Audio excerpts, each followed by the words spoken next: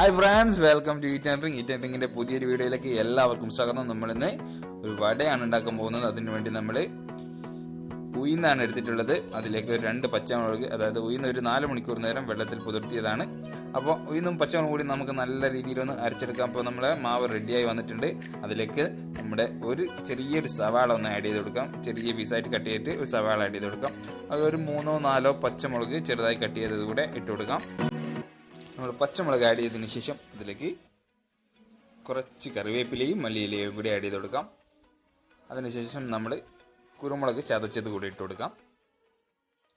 കുരുമുളക് ചതച്ചതും കറിവേപ്പിലൊക്കെ ആഡ് ചെയ്തതിനു ശേഷം നമ്മൾ ഇതിലേക്ക് ആവശ്യത്തിന് വേണ്ട ഉപ്പ് കൂടെ ഒന്ന് ചേർത്ത് കൊടുക്കുകയാണ്. ഇനി നമുക്ക് നല്ല രീതിയിലൊന്ന് മിക്സ് ചെയ്തെടുക്കാം.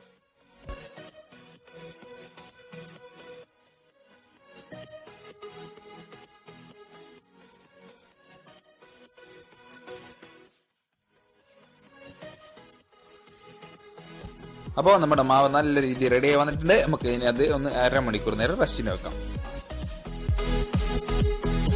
അപ്പോൾ നമ്മൾ 1/2 മണിക്കൂർ കഴിഞ്ഞിട്ടുണ്ട്.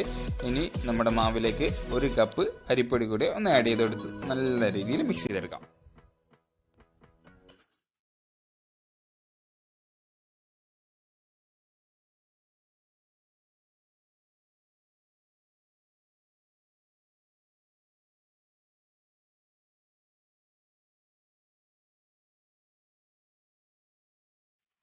നമ്മുടെ മാവ് റെഡിയായി വന്നിട്ടുണ്ട്. അതിനുശേഷം നമുക്ക് ഒരു കപ്പിൽ വെള്ളം എടുത്ത് കപ്പിൽ കൈ ജസ്റ്റ് ഒന്ന് മുക്കിയതിന് ശേഷം നമുക്ക് ഒരു വടക്ക് ആവശ്യമായ മാവ് മാത്രം കയ്യിലെടുത്ത് ജസ്റ്റ് ഒന്ന് പരത്തിയിട്ട് കൊടുക്കുക.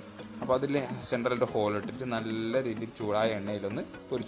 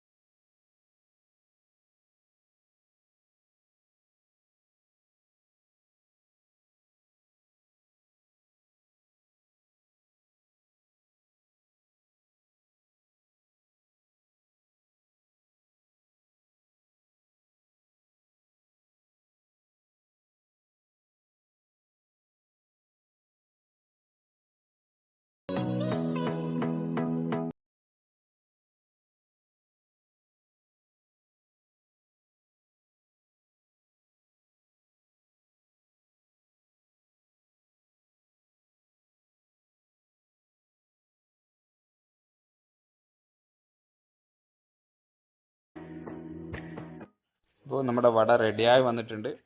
നല്ല സോഫ്റ്റ് ആയിട്ടുള്ളൊരു വടയാണ്. അപ്പോൾ നിങ്ങളെല്ലാവരും ഒന്ന് ട്രൈ ചെയ്താണ്. വളരെ എളുപ്പത്തിൽ തന്നെ ഉണ്ടാക്കിയെടുക്കാൻ പറ്റുന്നതാണ്. അപ്പോൾ അതിൻ്റെ കൂടെ ഒരു ചമ്മന്തി ചട്ടിനി കൂടെ ഉണ്ടെങ്കിൽ നല്ല ടേസ്റ്റ് ആയിരിക്കും കഴിക്കാൻ. എന്താ നിങ്ങൾക്ക് ട്രൈ ചെയ്യാം. വീഡിയോ ഇഷ്ടമെങ്കിൽ ലൈക്ക് ചെയ്യുക, കമൻറ്റ് ചെയ്യുക, നമ്മുടെ ചാനൽ സബ്സ്ക്രൈബ് ചെയ്യുക. താങ്ക്